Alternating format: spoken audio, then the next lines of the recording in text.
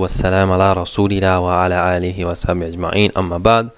Inshallah, going on with our lessons bi'idhnillahi ta'ala, we find that we have in our seminar today bi'idhnillahi ta'ala, inshallah, we expect that we are going through in a nice way, in an ordered way, and there is no very much rushing here.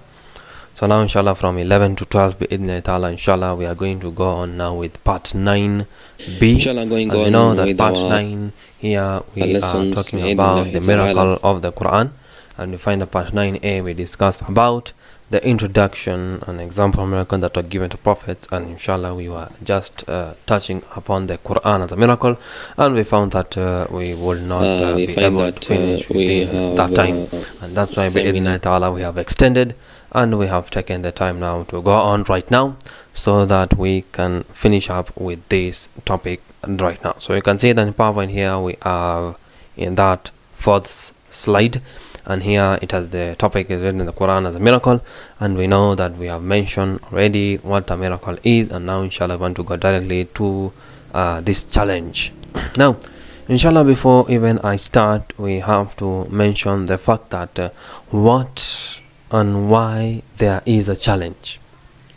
What and why there is a challenge?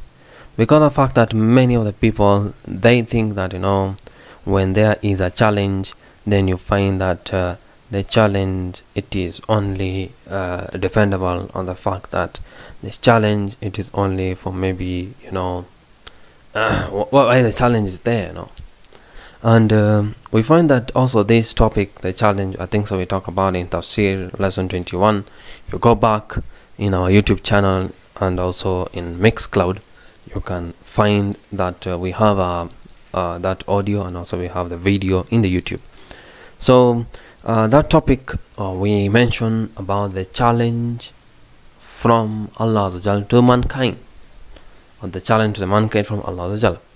This challenge, it was in the topic, as we mentioned, who wrote the Quran, and we mentioned I think so in a summarized method. But tonight inshallah, today inshallah bi'idhnillahi we're going to go very much deeply into this point. And we have to know that seminar, it is not usually a detailed, you know, structure, but alhamdulillah, Dawa group, it has organized to, we want to make it different, and that's why we make it detailed a little bit, so that, you know, to show that the seminar, we don't just talk, and we don't do, you know, some of the in-depth discussion. It's very important to do some of the in-depth topics into it. We have to understand, and we have to discuss about the in-depth of it. So as you mentioned that what a miracle is, and we define that.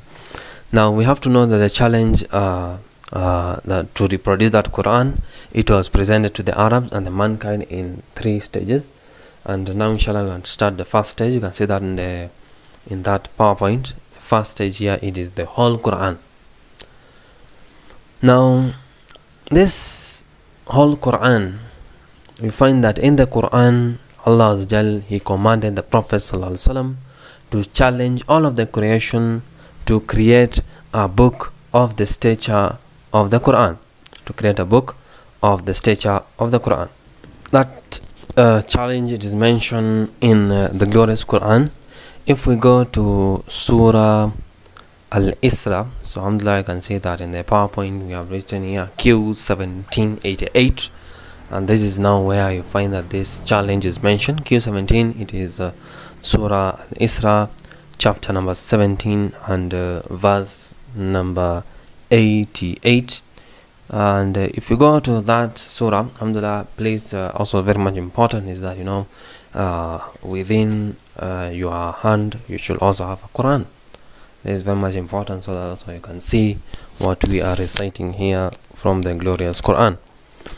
So it says, أعوذ بالله من الشيطان الرجيم قل إن اجتمعت الإنس والجن على أن يأتوا بمثل هذا القرآن لا يأتون بمثله ولو كان بعضهم لبعض ظهيرا. In this verse, we find that Allah is mentioning one of the very much important thing of a challenge, here that, Kul say that if all the mankind, the jinn, they will come together and to reproduce the like of the Quran, they could not reproduce its like, even though they exerted all their strength in aiding one another, even though they helped one another.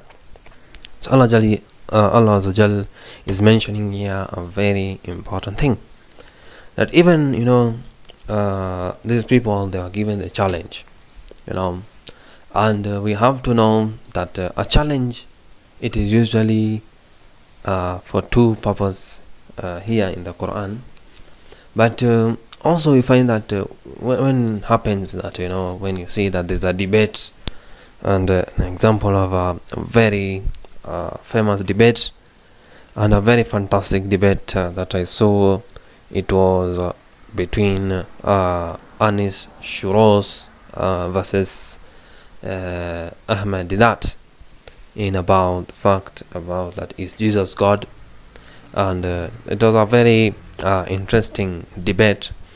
I don't know if you have seen it, but you find that here Anis Shuros is the one who debated, who came and he said that I want to debate with you, with Ahmad Didat directly. He said like that, and you find that he put very much difficult rules for Ahmad Didat.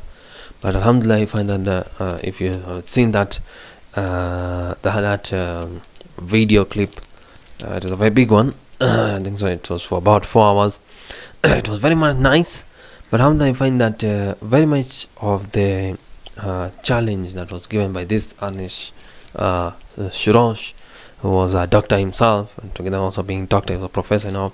He learned a lot of things in Christianity, and he tried to put a lot of concept. And the fact that he also is the one also he learned also many of the Quran. So he challenged Ahmad Didat, Sheikh Ahmad Didat, and you find that that challenge, it is really very much interesting that Ahmad Didat, he accepted the challenge in anyhow, in any way. He didn't have any problem, and they find that this is the way a dai, he should be accepting such debates. When you find that they're trying to blame the daughter, the son of Mary alayhi salatu wassalam.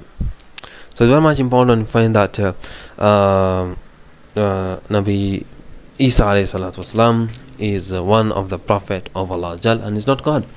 And this type of debate, when it comes, we need a person who knows also Christianity, and he knows more about the comparative religion, so that they can debate in a better way.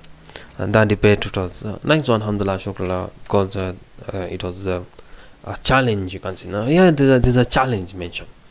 Anish Shiroz gave a challenge to Sheikh Ahmad Didat.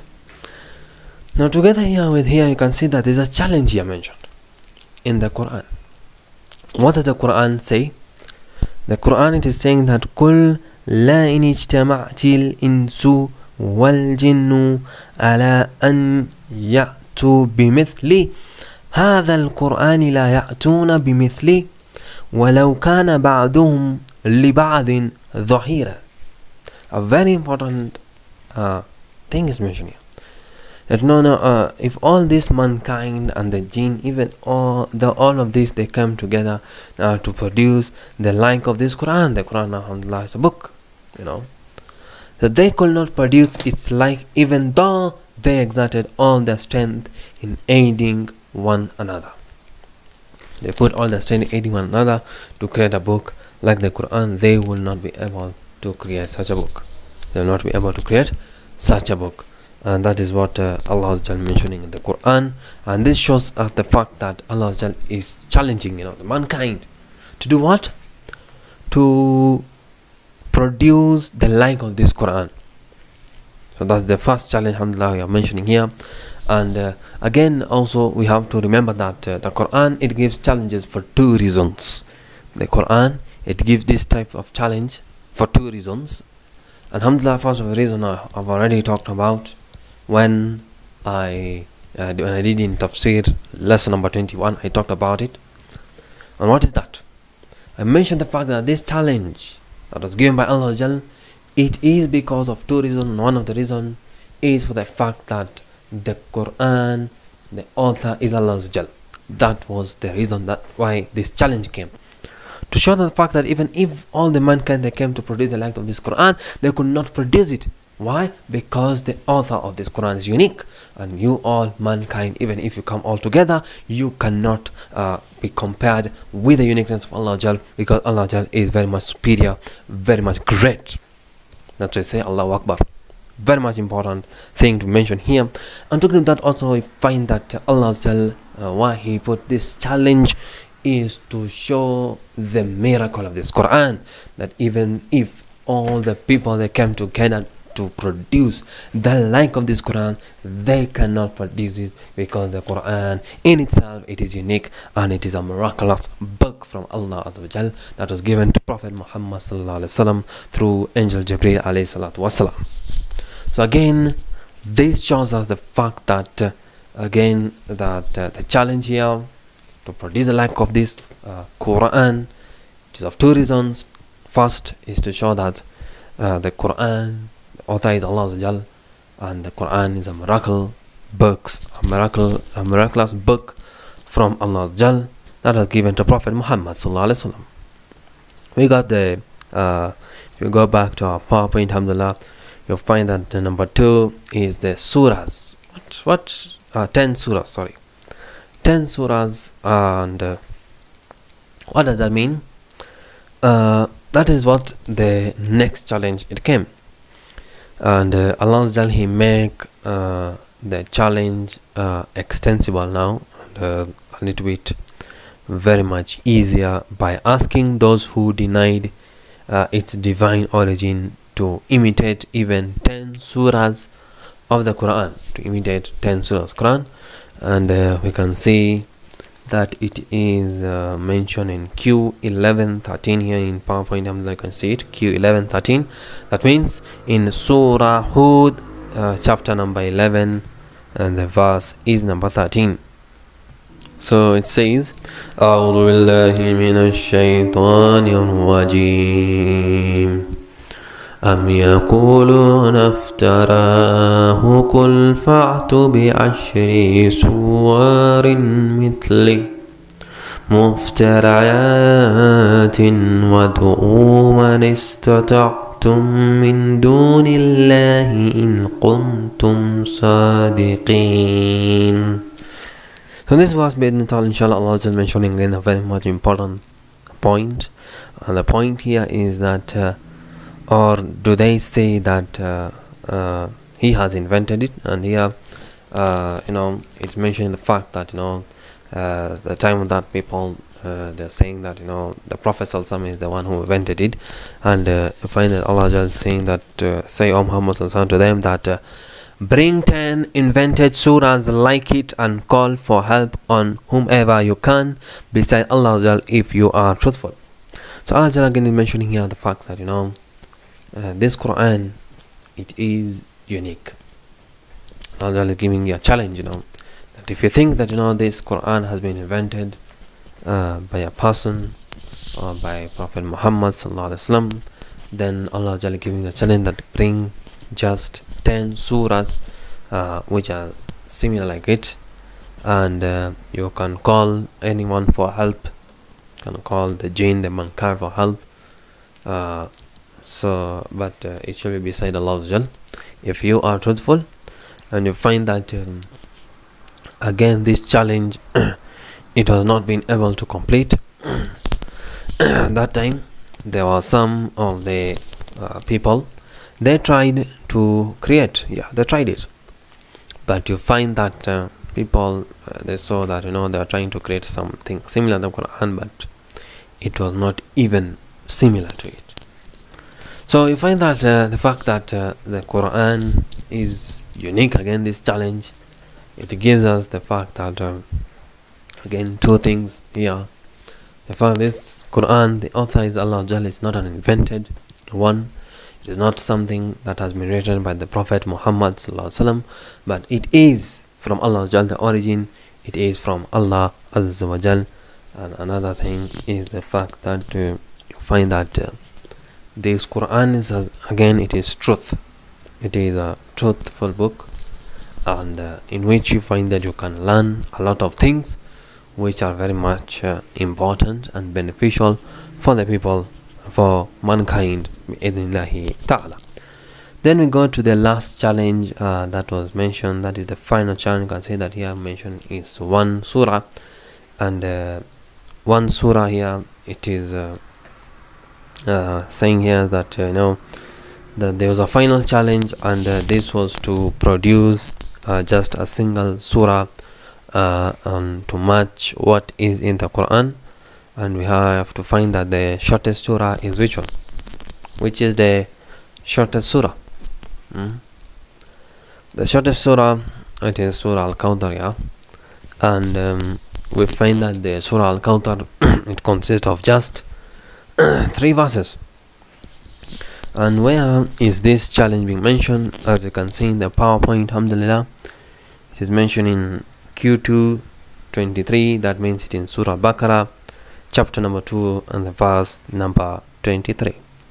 It says, أعوذ بالله من الشيطان الرجيم وإن كنتم في ريب مما نزلنا على عبدنا فأتوا بسورة من مثله وادعوا شهداءكم من دون الله إن كنتم صادقين.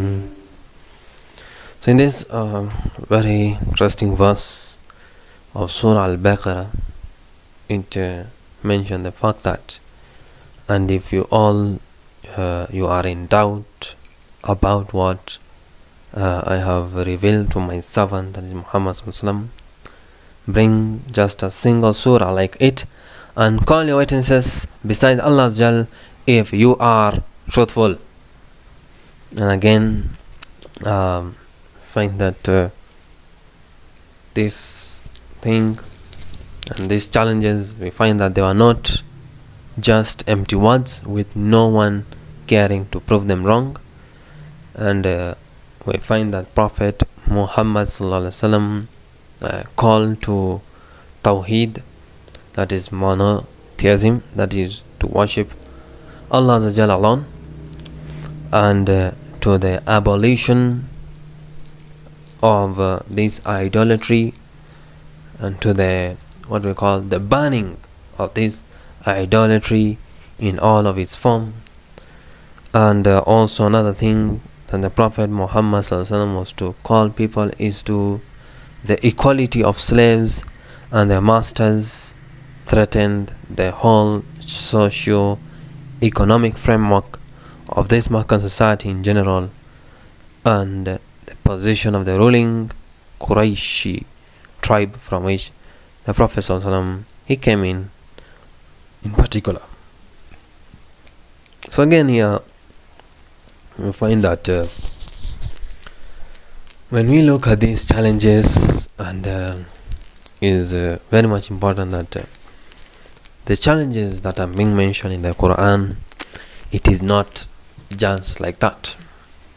There's a purpose in it, and we find that in learning the Tafseer of the Quran, one may be asking, how is this important? And we say to that person, that my brother or my sister, you find that the Quran, when we come to learn it, we need to learn all depth of it. All depth of it. We cannot just come and say 1 or 2 words and define maybe Ikra bismi rabbika alladhi khalaq, and then we go on. That is a good way, there's no bad way in that, but we find that we want to put in a structural way. when we find that there is a verse in the Quran, like here we talk about in Surah Al-Baqarah, chapter number 2, and the verse here, which is number 23.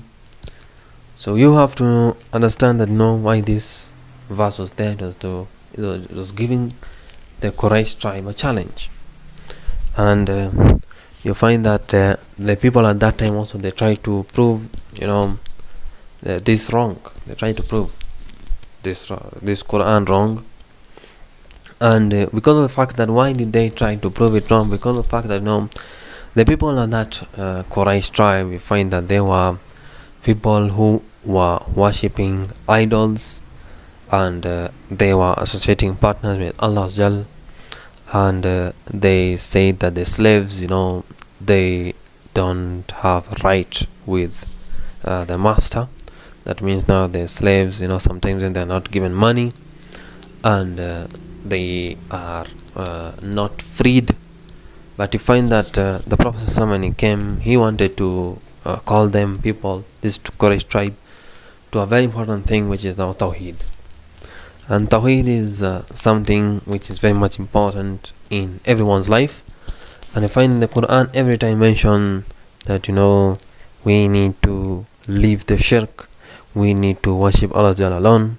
And this is every time mentioned in the Quran, that we should not be like those people who are mushrikeen, who are kuffar, who are trying to displease Allah Jalla. So that is very much important. That's why the Prophet his main job, and also other prophets, their main job, it was to call people to Tawheed, call people to worship Allah alone. And also the fact that the Quran, this Quran is something that the people at that time, or the Quraysh time, and the society, we find that they didn't want to take the message of monotheism, and that is why they try to defame it and try to say that this is not the word of Allah Jal, and say that is the word of the Prophet Muhammad Assalam, and we find that that is not true. Find that the Quran itself, it is the word of Allah Jal. And we have to know that also the fact that Makkah, which was the trading center of Arabia, and as well as it was the spiritual center, it desperately wanted to stop that spread of Islam. And when it saw that the Prophet was spreading Islam a lot, and the Prophet Muhammad he was spreading Islam around Makkah, so they wanted to stop it. And yet all that the Prophet's opponents, they had to do was to crush the movement, was to make up a single surah, like any one of those which the Prophet and his followers are reciting to the people. And a number of these orators and poets, they tried to imitate the Quran, but they failed. So you find that that was the movement of the Quraysh people, and what was their fact is that they were enemy of the Prophet ﷺ, and they want to crush to stop that movement. So to stop the movement, what they did is that they tried to make up a single surah, which is like any one of those which the Prophet ﷺ and the followers, they were reciting to that people, and that is the Quran.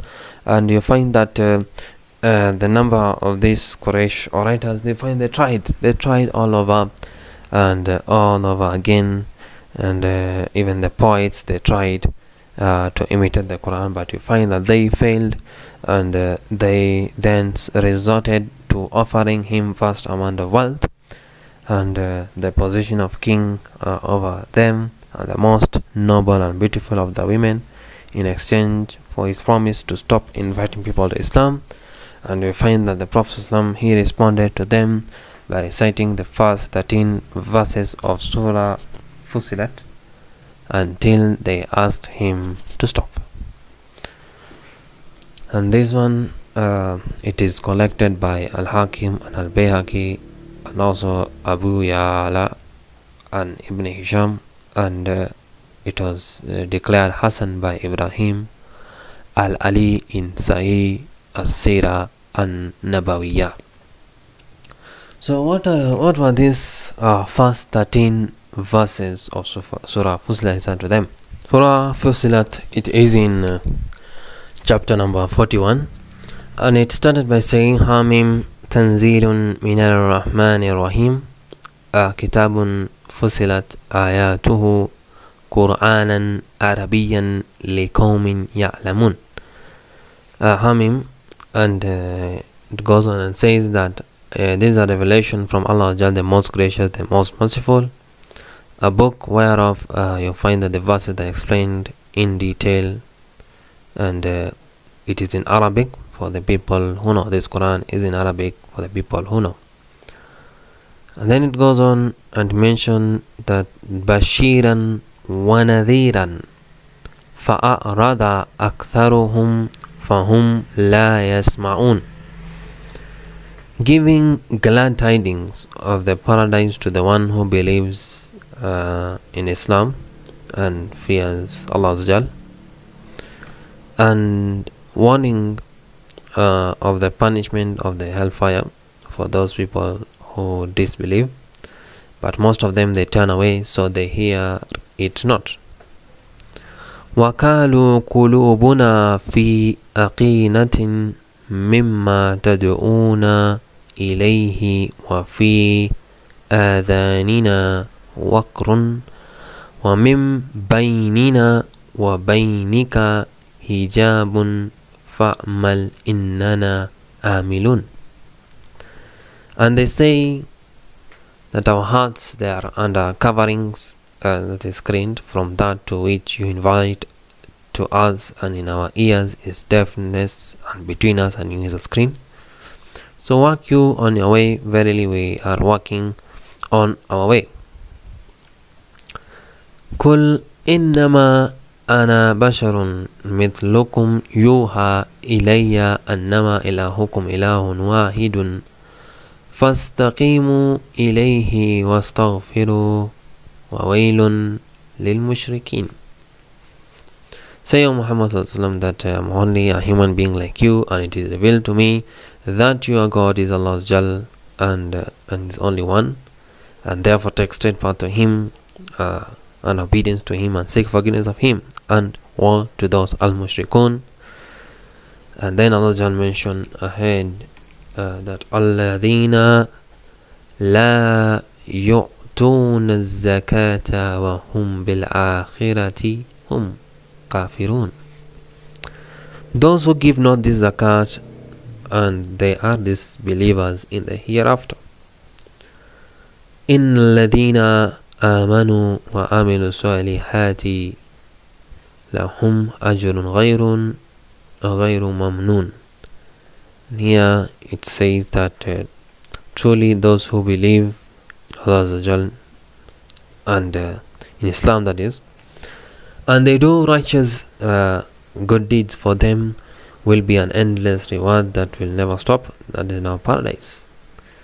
Then it says Qul أَإِنَّكُمْ لَتَكْفُرُونَ بِالَّذِي خَلَقَ الْأَرْضَ فِي يَوْمَيْنِ وَتَجْعَلُونَ لَهُ أَنْدَادًا ذَلِكَ رَبُّ الْعَالَمِينَ. Say, O Muhammad, do you verily disbelieve in Him who created the earth in 2 days, and you set up rivals in worship with Him, that is the Lord of the Alameen?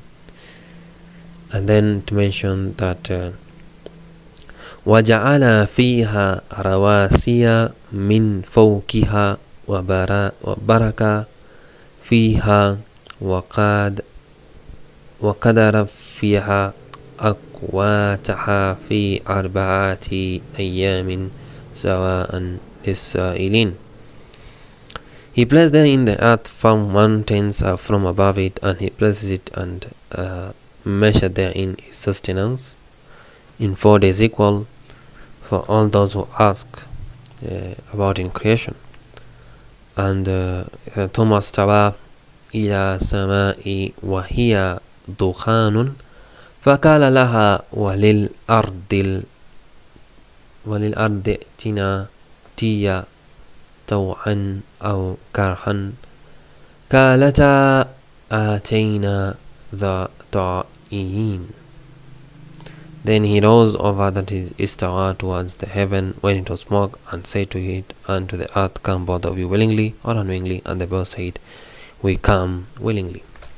And again I find that it goes ahead and it mentions the other verses also, and we find that the verses here that were recited to the people of Quraysh, you find that the first 13 verses and just recited 11 of the verses, where there is also another one that I mentioned. So mostly of the fact that these verses, they were talking on about the fact that we should worship again Allah alone, and also the fact that this Quran is from Allah, and the Quran, it is Arabic, and it has been explained in a detailed manner.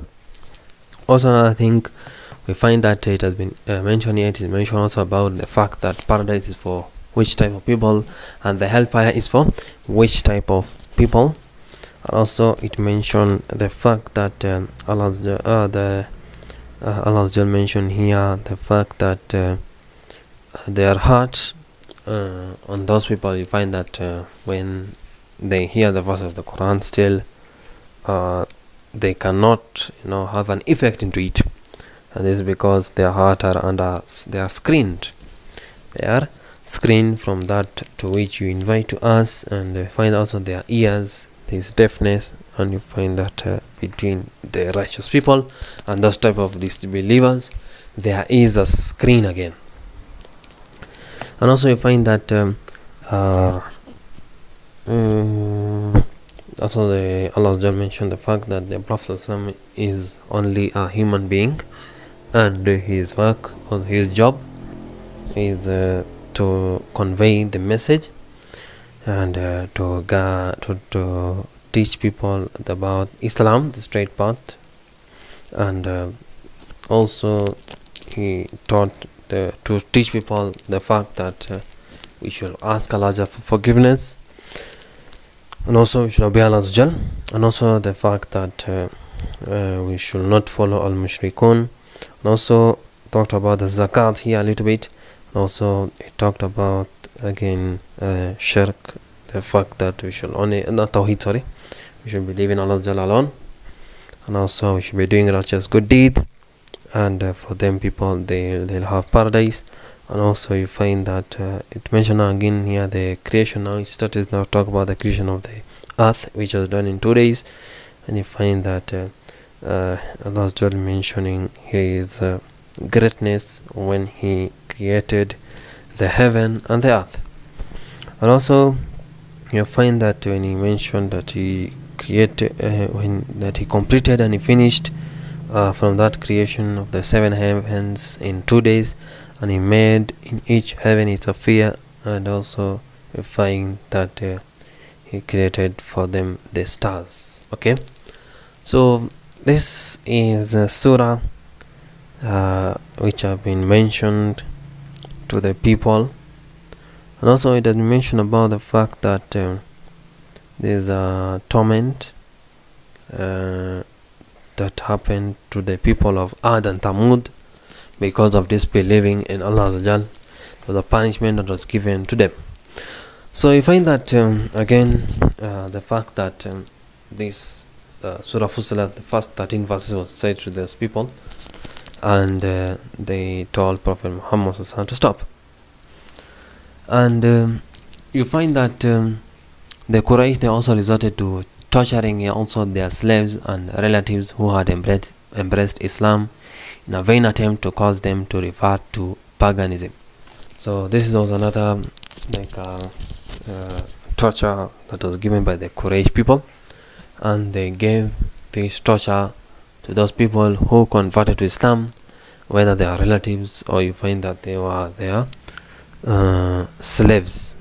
So they tried to torture them so that to revert to paganism. And later also they find that this Quraysh tribe Quraysh people, they organized an economic boycott against the Prophet ﷺ, his followers, and the members of his clan, the Banu Hashim, in an attempt to starve them into submission.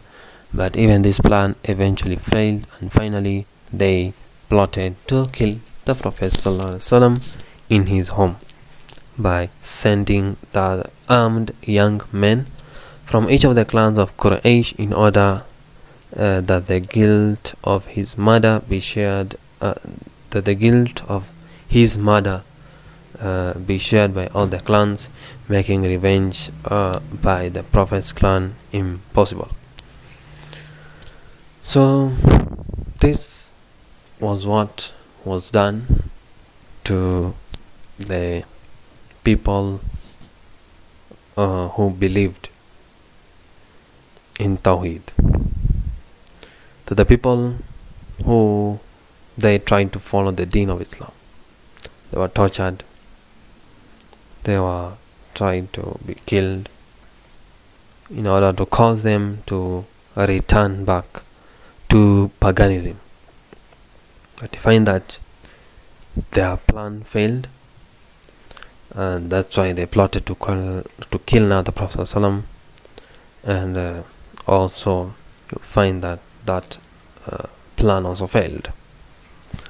However, Allah He enabled the Prophet ﷺ and his followers now to flee Mecca, and that was now what it really came because of the fact that they needed to do hijrah because of the torture of the Quraysh people, and that's why Allah commanded them to flee Mecca and join a new band of converts who had arisen among the tribes of a city to the north, which was called Yathrib. And this Islam, it spread rapidly through that clans of Yathrib, and within a year Muslim they became the city's majority, and Prophet Muhammad ﷺ was then made the ruler, and the name of city was changed to Medina. And that Yathrib, it was Medina. So over the next 8 years, the clan of this Makkah and the neighboring lands, they mounted a series of unsuccessful battle campaigns against the emerging Muslim state in Medina, which ended with the Muslim invasion of Makkah itself. And all of this bloodshed could have been avoided if only the Quraysh and their allies, they had been able to produce a mere 3 lines of poetry or flowing prose similar to the shortest surah of the Quran, and hence there can be no doubt that the inimitability of the Quran literally style about the miracle of its rhyme and the marvel of its rhythm. So I can say that this all happened in order to challenge the Quran, but they are not able to, and that's why they brought all of these things against the Prophet ﷺ, and they find that they are not able still to accomplish their tasks. And you find that there is no doubt the fact that these people of Quraysh, they are not able to create even 3 lines of poetry or flowing prose, which is similar to the shortest surah of the Quran. And hence you find that there is no person who can imitate the Quran's literary style, or even its rhyme, or even its rhythm. Nobody can do it because it is different and it is unique in a way. Okay, again this showing that the miracle of the Quran. So also you find that it has been suggested that the inimitability of the Quran, it is not necessarily unique for the great English poets like Shakespeare or Chaucer or great poets in any language. They tend to have distinctly unique styles which set them apart from their contemporaries. However, if for example some leading poet of today, they were to make an in-depth study of Shakespeare's writing and write a sonnet in Shakespeare's style in old ink and old paper, then claim that he had discovered a lost poem of Shakespeare's, the literal world would probably accept this claim even after careful study, and thus even the greatest of poets could be imitated and no matter how unique his style was, just as the famous the famous people they have been imitated. And this one, it can be found in fact also you find that some English scholars they consider much of what has been attributed to Shakespeare to have been written by his contemporary Christopher Marlowe. And that is why you find that the Quran, however, it is way above this level, and we have to understand that as attempts to forge the chapters they have been made throughout the ages, yet none has withstood close scrutiny. And as was mentioned as we mentioned before, the incentive to imitate the Quran was more intense during the time of its revelation, when the literary skill they were at their peak than at any other time, yet there were no successful attempt to that.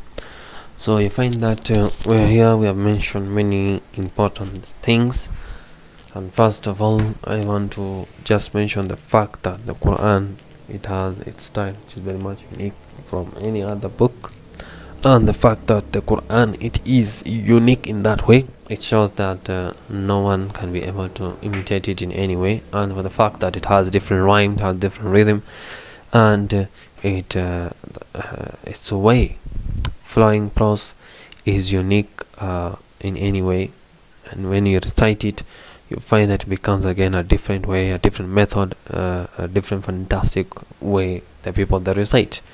That's why you find that we have Qaris and the others who you find that they recite the Quran in the way that is best, bi'idhnillahi ta'ala.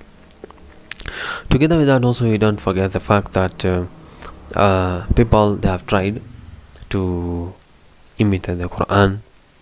They've tried to change its sentences and some of its surahs, but we find that they have not been able to do it, because of the fact that we know there is a difference between the Quran and the other books. Okay, we know that there's a difference between the Quran and the other books. Inshallah, I will want to go back to our PowerPoint, and when we go back to our PowerPoint we find that there is another thing mentioned there, and that is other aspects of Quran's miraculous nature, and that will be our last topic for this alhamdulillah, this time, that is from 11 to 12. Okay, and I find alhamdulillah we have taken a lot of our time in discussing it. So now it is it is 11:43, which is again unique in a way that we expected to do a lot. But alhamdulillah, there's no worrying that we go ahead and we have to mention so we go back to that PowerPoint. We find that there are other aspects of the Quran's miraculous nature, and the other aspects, what are they? We find that for our scripture now to qualify as it is divinely revealed, it must be totally accurate in its description of reality, and you'll find that the past, the present, and the future. That's very much important. If you have a scripture and it is saying that it is from Allah's Jal or it is divine, then it must be very much totally accurate in its description of reality, whether it is in past, whether it's current, present, or even the future. It should be very much accurate in that. And the Quran, it has many stories about the previous prophets and also their peoples. Some of these stories, they have elements in them that can be checked out for their accuracy. So we have to know that this Quran, it also has stories. The story of the previous prophet, the previous people, it has been mentioned in them. So how can we know its accuracy here? We're going to start with one example of the Quran's precision in its historical descriptions is in the story of Prophet Yusuf or Prophet Joseph alayhi salatu wasalam. And he was a person, a prophet who was sold as a slave in Egypt, but he rose to become an important official in the government, which made it possible for him to bring his whole family to live there in honor. And most historians, they agree that this entry of the children of Israel into Egypt, it occurred when the northern half of the country, it was ruled by the Hyksos, and the Semitic invaders, who were the first non-Egyptians to rule that country since the rise of the Old Kingdom. And the Quran, it always calls the Egyptian rulers who confronted Moses by the title of Pharaoh. And every Egyptian ruler, he was called by this title starting from the reign of Amenhotep IV in the 14th century before Christ, but not before that. Okay, so Yusuf Assalam, he lived at least 200 years before Amenhotep IV, and the Quran consistently refers to the ruler in Yusuf's time as Al-Malik, and that is the king. And we can see in Surah Yusuf chapter number 12 verse number 50, it says Waqala al-Malikul, the king said. You can see that verse there. So it should be noted that the Bible, it refers to the ruler of Joseph's time as Pharaoh, which was an anachronism inserted by the scribes who wrote the books of the Old Testament centuries after Moses. And this was written in a book which is called Moses and Pharaoh, the Hebrews in Egypt, page number 176. So some critics, they have seized on certain details to try to attack the Quran historical accuracy.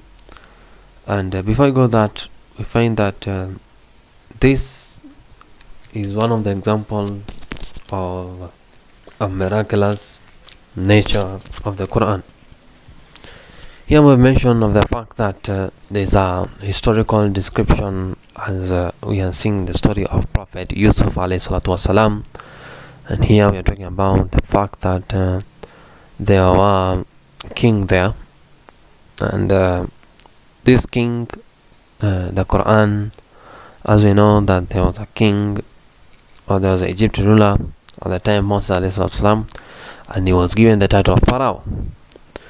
And every Egyptian ruler, we have to know that he was called by this title starting from that reign of Amenhotep IV in that 14th century. They were called like that. Starting from the reign of this Amenhotep IV, there was no people who are called Pharaoh. No, sorry, after the reign of Amenhotep IV in that 14th century, people now, the king, they were now called Pharaoh. Now you find that, but not before that. Before Amenhotep, they are not called Pharaoh. And here we find that Yusuf alayhi salam, he lived at what time? He lived 200 years before Amenhotep IV. And the Quran, it refers to that ruler at Yusuf's time as Al-Malik, the king. This itself, it shows one of the miraculous nature of the glorious Quran in the historical description, because you find that after Amenhotep IV, it is what started the word Pharaoh. But in Bible you find that it's different, and that's why you can see that the Quran, it is the word of Allah Azza wa Jal, and it again shows the fact that the Quran, it has in it miracles. Another thing we have to mention here is that there are some critics who have seized on certain detail now to try to attack the Quran's historical accuracy, and we have seen also this many times by people. And a famous example, it is the statement of her people to Mary. And if you go to Surah Maryam, You can see there. And you find that when he appeared with the baby Jesus before when she appeared, it is mentioned in Surah Maryam. So there's a famous example. It is that statement of her people to Mary when she appeared with the baby Jesus after giving birth to him in an isolated place. And we go to Surah Maryam, which is chapter number 19, and the verse is number 28.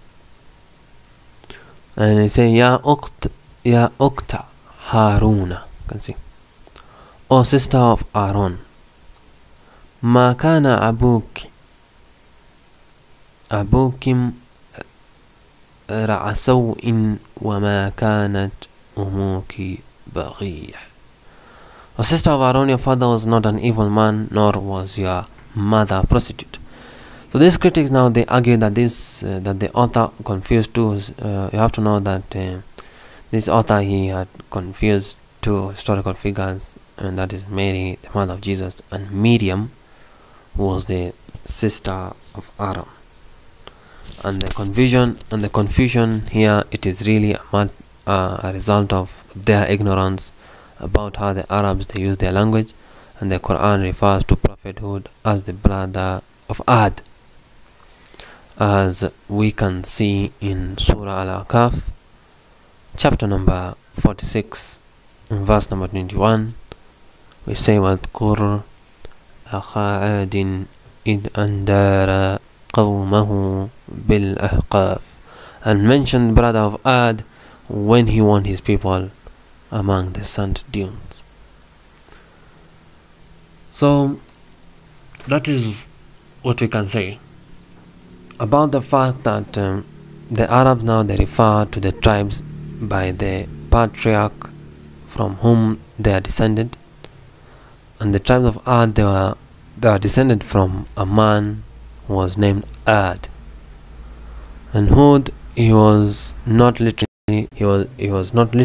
the man's brother, nor was he literally the brother of every member of this tribe, but this we find that it's just an expression that is used by the Arabs to indicate association with people, the brother of Ad, association with the people. And that is why you find that it has been used like that, and that's why you find that in the sister of Aaron it has been used like that, because of the fact that this is just to indicate that it's a descendant of Aaron. Okay, I want to just find that we have finished alhamdulillah this topic in a way that is best, and may Allah accept it from all of us. And you can see that in our last slide we just say Jazakallah khair, and may Allah accept it from all of us. Ameen Ya Rabbal Alameen. Now inshallah I want to mention the fact that 12 is very much near, and in that case inshallah we are going to soon start our next topic bi'idhnillahi ta'ala. And that's why I finish by saying subhanak Allahumma bihamdik, ashhadu an la ilaha illa anta, astaghfiruka wa atubu ilaik. Wassalamu alaikum wa rahmatullahi wa barakatuh.